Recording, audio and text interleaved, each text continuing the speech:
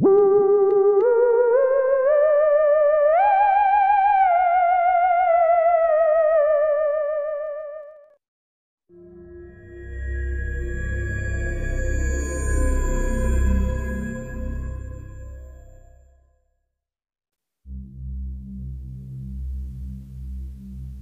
madilim na bahagi ng Gilmore Avenue, pauwi galing sa trabaho ang isang may kaidarang babae kung saan ay nakasalubong niya ang isang gwapo at matipunong lalaki. Hindi niya alam pero tila may kung anong bagay sa lalaki nang dapuan niya ito ng tingin. Ang malamlam at mapang-akit nitong mga mata na tila may dalang bato-balani na hindi niya alam sa kanyang sarili na bigla na lamang siyang napalapit dito. "Pwede ka ba this night?" Medyo husky voice na wika ng lalaki. Agad inabot ng babae ang kanyang kamay na nangangahulugang pumapayag siya. Ang mga tagpong iyon ay matama na palang pinagmamasdan nitong si Virgie. Hindi siya nabigo sa kanyang plano sa gabing iyon. "Sa wakas, natsyempohan din kita." Wika nito at nang akmanas siyang lalakad para sundan ng lalaki at ang babae. Nagulat siya nang biglang may lumitaw sa madilim na bahagi ng daan. Si Nasty. "Bakit hindi ka naman nag-aaya?" Wika nito. "Bakit naman kita isasama? Akong may hawak ng kasong ito." "Alam ko, pero sigurado ka bang kaya mong mag-isa?" Nakangising wika na naman ni Nasty. "Oo naman, tumabi ka nga dyan. Baka mawala na yung dalawa eh." Mabilis na naglakad na nga itong si Virgie at agad ding sumunod sa kanya si Nasty. Dahil plano rin pala nitong mag-imbestiga sa lugar. Hindi niya naman nakalain na matitsyempuan niya dito si Virgie. Kaya naman sinundan niya na lang ito. Ang hindi alam ng dalawa ay nararamdaman na pala sila ng lalaki at mabilis itong lumiko sa madilim na bahagi ng lugar. Pero ikinagulat ng dalawa ay nadatnan nila dito ang babaeng nakahandusay na at walang malay. Bigla siyang nawala. Wika ni Virgie. Tinutukoy ay ang lalaki. Hinanap nila ang lalaki pero wala na talaga ito. Maya-maya lang ay nagkamalay na rin ang babae na hindi alam kung ano ang mga nangyari. Agad nalaman ng dalawa na hindi nga lang talaga normal na kaso ng pagpatay ang kanilang iniimbestigahan sa lugar. Bagaman nakatakas nga sa kanila ang salarin. Kinaumagahan sa moonlight. Pagdating ni Nasty ay nadat niyang naroon na rin si Virgie at kinakausap itong si Melody. Maya-maya lang ay may inabot sa kanya ito. "Pinsan, tignan mo to." Sabi kasi ni Virgie, yan daw yung nakita niyang sinulat sa noo ng babae. Hindi naman agad na unawaan ni Nasty ang sinasabi ng pinsan niya. May nakita raw siya sa noo ng babaeng tinulungan niyo kagabi. Muling wika nitong si Melody. "Oo Nasty, nakita ko yan. Sa tingin ko nga, may kung ano sa likod ng lahat." Singit naman ni Virgie. Kaya naman napatingin na itong si Nasty sa papel na ibinigay sa kanya ni Melody. Tinignan niya ito, pero hindi niya ito maunawaan. Kaya naman sinubukan niya na lang itong search sa Google. Pero wala silang makitang kahit anong impormasyon dito. Alam ni Nasty na ang markang iyon ang magiging sagot sa lahat. Pero wala pa rin silang ideya kung ano nga ito. Kaya naman muli na namang na-stuck ang kanilang pag-iimbestiga. Lalo na't nakakatiyak sila na malabo na nilang makita pa ang kanilang hinahanap dahil nga natunugan na sila nito. Samantala, sa araw na iyon ay ang araw din ng paglabas ni Warren sa ospital. Hinihintay niya na lamang ang kanyang nanay at ang kanyang kapatid dahil susunduin siya ng mga ito. Kasama niya lang at nagbabantay sa kanya ay itong si Jasmine. Saglit itong lumabas para ipasa sa counter ang papel na kailangan para makalabas na nga sila. Hindi pa lumilipas ang 1 minuto, agad na may pumasok na lalaking nurse. Noon lang ito nakita ni Warren dahil mga babae talaga ang nag-aasikaso sa kanya. At napansin niya rin na at tila iba ang kinikilos nito. Ang hindi niya alam ay si Bruno pala ito. Bigla itong humarap sa kanya at agad pinagliyab ang dalawang kamay. Hindi mo na kailangang lumabas dito, Warren. Dahil dito ka na mamamatay. Galit na wika nito at agad itong nagpalabas ng apoy sa dalawang kamay para patamaan siya. Mabuti na lamang at naiwasan niya ito. Kaya nga lang ay agad nagliyab ang isang bahagi ng kwarto nang masunog ang kurtina. Mabilis na kumalat ang apoy. Muling nagpakawala itong si Bruno pero nagawa naman itong harangan ni Warren ng matres ng kama na agad ding nagliyab. Kaya naman no choice siya kundi bitawan ito. Nakahanda pa sa isa pang pag-atake itong si Bruno nang mapansin niyang ayaw lumabas ng apoy sa kanyang kamay. Hindi niya alam ay nasa likod na pala niya si Jasmine at gamit ang kapangyarihan nito ay pinipigilan ang kanyang kapangyarihan. Dahil doon ay nagalit itong si Bruno. Sunod-sunod na rin ang pagtunog ng alarm dahil sa mabilis din ang pagkalat ng apoy. Kaya naman kanya-kanyang labas ang lahat ng tao sa ospital at dito ay napilitan na lang itong si Bruno na lisanin ang lugar. Maswerte kayo at nakaligtas kayo ngayon. Pero babalik ako. Wika nito at mabilis na tumalilis. Agad namang nilapitan nitong si Jasmine si Warren para alalayan palabas ng ospital. Dahil nga sa lumalaki na ang sunog, agad naman silang nakalayo at pinagmasdan na lamang nilang natutupok ang ospital sa di kalayuan. Ayaw talaga nila akong tigilan. Wika nitong si Warren. Nakaramdam na siya ng galit sa mga sandaling iyon dahil naisip niyang sumusobra na talaga ang mga tagawaksi. Hindi na niya mapapalampas ang ginagawa ng mga ito sa kanya. Hindi pa siya tuluyang nakaka-recover sa kanyang mga pinsala pero agad na buo ang kanyang desisyon na tapusin na ang paghahasik ng kasamaan ng mga tagawaksi. Nasa ganong isipin na siya nang magdatingan ng kapulisan at bigla siyang pinusasan ng mga ito. Warren, kailangan mong sumama sa amin sa presinto. Wika ng isa. Teka, bakit? Anong kaso ko? Wika nitong si Warren. Sa presinto ka nalang magpaliwanag. Ang tipikal na wika ng mga pulis. Ano pong kasalanan niya? Hindi po kayo pwedeng manghuli ng basta-basta na lamang kung wala naman kayong warrant. Tanong naman itong si Jasmine. Ayaw ni Warren ng gulo at alam niya sa kanyang sarili na wala siyang ginagawang masama. Kaya naman sinabihan niya na lamang si Jasmine na wag nang makipagtalo at pinili niya na lamang ang sumama. Hapon nang dumating si Kennedy sa Moonlight at naabutan nitong paalis naman sila Nasty at Virgie. Tumawag pala si Carmela dahil sa isang kakaibang pangyayaring nagaganap sa isang mall sa Quezon City.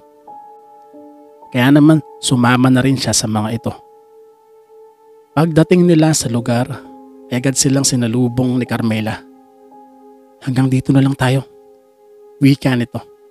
At agad tinuro nito sa kanila ang dahilan kung bakit hindi sila pwedeng lumapit sa mall. Dahil nagyeyelo na pala ito. Maging ang mga taong nandito. Patuloy ding lumalaki ang nasasakupan ng yelo. At hindi pwedeng madikitan ng mga ito dahil matutulad ka sa mga taong tumigas. Si Lucy. Wika ni Nasty. Si Lucy ang may gawa niyan. Kung paanong si Bruno ay gumagamit ng apoy. Si Lucy naman ay kayang pababain ng temperatura sa kanyang paligid hanggang sa ito'y magyelo. Wika nitong si Nasty. Isa rin itong si Lucy. Sa mga tagawaksing iniwan na ang paniniwalang dapat ay magligtas sila. Bagkus, tulad ni Diego at Bruno ay kabaliktaran na ang kanilang ginagawa. Naroon sila sa nagyeyelong mall nang mabasa naman nila ang message ni Jasmine na dinampot ng mga pulis itong si Warren. Hindi sila makapaniwala dito.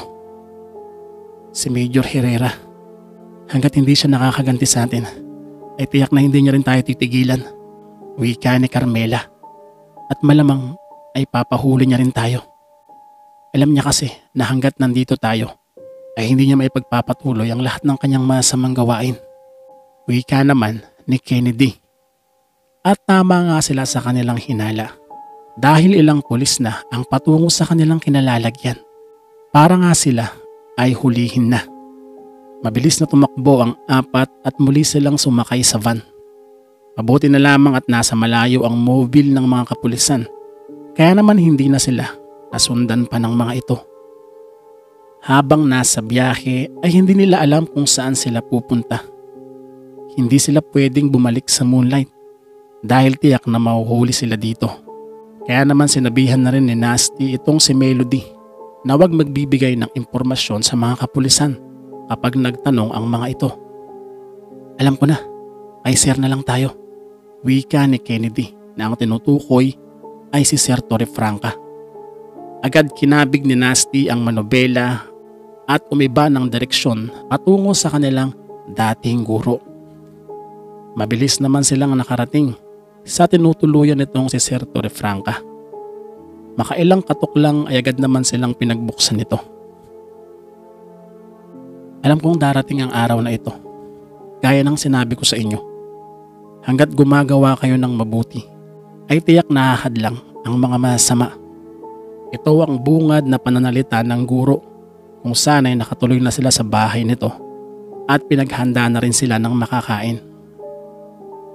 Tama lang ang desisyon nyo na dito muna kayo pumunta dahil tiyak na magiging ligtas kayo rito. Alam nyo sir, sa tingin namin, tanging si Major Herrera lang talaga ang may pakana ng lahat para makalaboso kami. Alam ko yon Nasty. Kaya niyang paikutin ng batas sa kanyang kamay. Sa tingin nyo ba ay may maniniwala sa inyo? Kung ibubulgar nyo man ang lahat ng kanyang baho, kailangan nyong planuhin ng lahat ng galaw nyo.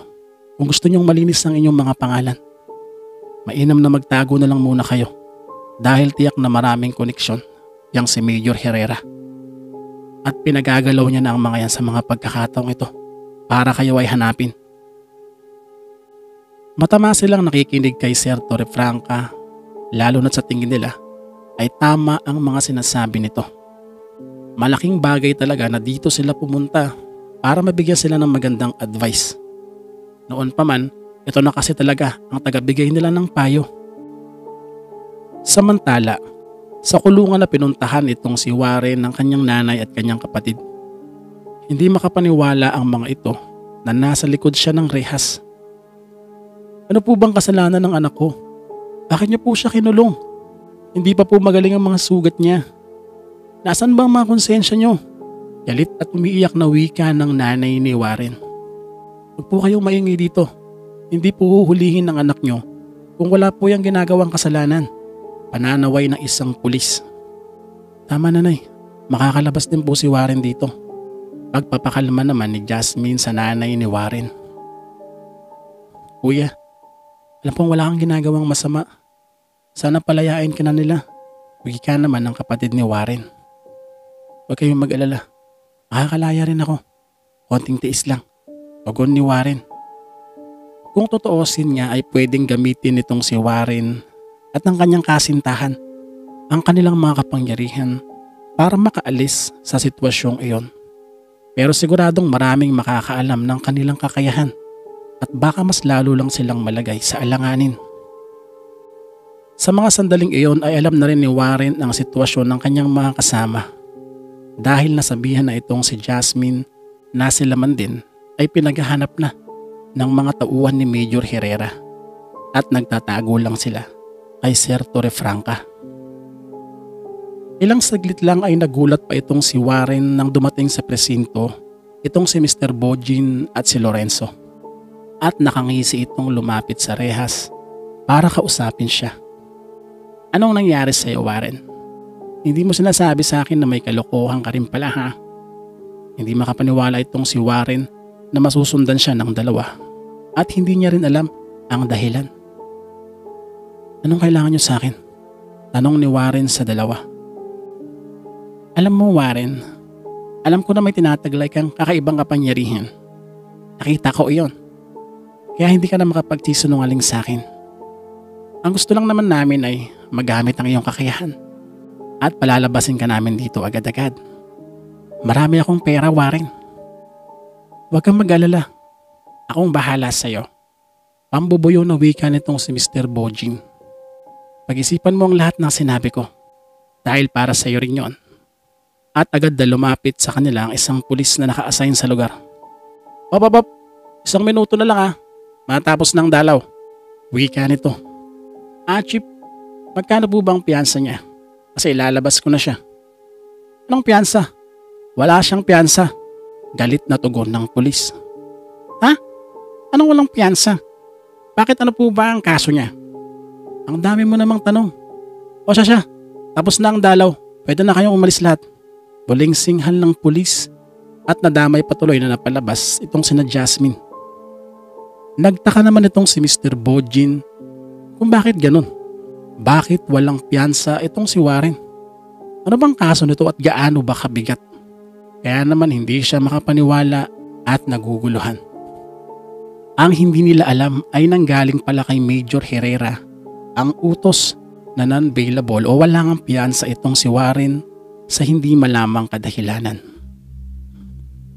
Samantala, dahil naroon na rin sa bahay nitong si Sir Torrefranca ang mga detectives, ay sinubukan na rin nilang ikonsulta dito ang patungkol sa kaso sa Gilmore. Iniabot ni Nasty sa guro ang naiprint nilang marka. Bago tinignan ay isunuot muna nito ang salamin niya. Nakatingin ng lahat at hinihintay kung magkakaroon ba ng ideya ang kanilang dating guro. Paano nyo ito nakuha? Si Virgie po, siya po ang nakakita niyan. Ang sabi niya, sa noo raw ng babae na muntik na mabiktima nakaraan. Iha, ikaw ba si Virgie? Mukhang hindi pang karaniwan ang kakayahan mo. Wika ni Sir Torrefranca kay Virgie. At hindi naman ito nakaimik. Muling lumakad ang guro at nagtungo sa punpun ng mga libro na ang iba ay tila napakatanda na at inaalikabok pa. Manghang-mangha si Carmela sa dami ng libro ng kanilang teacher. Kumuha ng isa itong si Mr. Torrefranca at nilapag sa isang lamisitang nasa gitna nila. Hindi sila tao. Siya ay isang sinaunang entity na nakarating sa ating panahon. Agad sumilip ang lahat sa librong inilapag ng guro at laking gulat nila nang mapansin nilang parehong-pareho ang markang nakaguhit sa libro at ang markang nakita ni Virgie. Ang pangalan niya ay si Dapa, sinaunang espiritu at kinikilalang Diyos ng kamatayan ng mga sinaunang nanirahan sa Visayas area. Pumapatay siya. Bago magpatuloy ay kinuha naman ng guro ang laptop nito at ipinakita sa kanila ang mga balita patungkol nga sa kaso. Pansinin nyo, pare-parehong pinapatay sa sakal, sa unan o kaya ay ginigilitan ng leeg ang lahat ng biktima. Si Dapa ay walang awa. Pero sir, kung sinaunang entity siya, paano naman siya nakarating sa panahon natin? Tanong ni Kennedy. May tumawag sa kanya.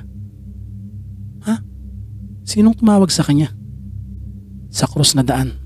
May tumawag sa kanya dito. Anong krus na daan, sir? Tanong ulit ni Kennedy. Hindi ko rin alam. Pero magagawa mo lang matawag ang espiritu na si Dapa. Sa krus na daan lang. Sir, hindi ba sa krus na ligas? Pabirong wika ni Nasty. Tumigil ka, Nasty. Muling hinawakan ng laptop at nag-research ito ng mapa. Gilmore. Naibubulong pa nito sa kanyang sarili. Ito ang krus na daan. Turo ni Sir Torrefranca sa koneksyon ng Broadway Avenue at ng 4th Street. Dito kayo pumunta. Magmadali kayo. Kailangan nyong basahin ng isang ritual bago maghating gabi kung gusto nyong maibalik si Dapa sa panahon niya. Ano guys? Kailangan na nating tunguhin ng lugar. Agad na wika nitong si Nasty. At mabilis na tumayo ang lahat at agad namang sinulat ni Sir Torrefranca ang isang ritual na nasa lengguwaheng Latin. Ibinigay niya ito kay Carmela para ito na ang bumasa. Wala nang sinayang na oras ang midnight detectives at agad nilang tinungo ang lugar. Sa kabila na pinaghahanap din sila ng batas. Pero kinakailangan nilang maibalik itong si Dapa sa panahon nito dahil tiyak na magkakaroon na naman ito ng mga biktima sa darating na araw. Habang nasa biyahe ang mga detectives, ay patuloy naman sa pagpabasa itong si Sir Torrefranca na patungkol kay Sidapa, na maaari din pala silang saktan nito kung sakaling hindi magtagumpay ang kanilang ritual na gagawin. Agad silang nakarating sa sinasabing crossroad o ang krus na daan. Napansin nilang may kadiliman dito. Malayo ang poste ng mga ilaw na siyang nagbibigay ng liwanag sa lugar. Carmela, simulan mo na. Wala na silang sinayang na oras at agad nang binigkas ni Carmela ang ritual. Nagkapit-kapit silang lahat at nagsimula na. Angela Dei, Kikostos Esme, Me Tibi, Comisum Pietatis Opera, Elomena, Custodi, Regi, Coberna, Malum Iectum, Iteredi Endomum Tuam, Malum Ecectum, Iteredi Edomum Tuam, Malum Iectum, Inaredi Domum Tuam. Sa gitna ng pagbigkas ni Carmela ng ritual ay nagulat sila nang biglang kumurap-kurap ang ilaw sa di kalayuang poste hanggang sa tuluyan na itong mawala. Naramdaman nilang naroon na sa paligid ang espiritu ni Sidapa. Isang malakas na hangin ang pilit gumugupo sa kanila, pero mabilis din itong naglaho at muling kumalma ang sitwasyon. Muling bumukas ang ilaw at lumiwanag ang lugar. Agad nag-appear ang lahat dahil alam nilang nagtagumpay sila sa kanilang misyon. Hanggang sa mapansin nila na tila may tao sa di kalayuan na nakatingin sa kanila at bigla itong tumalilis.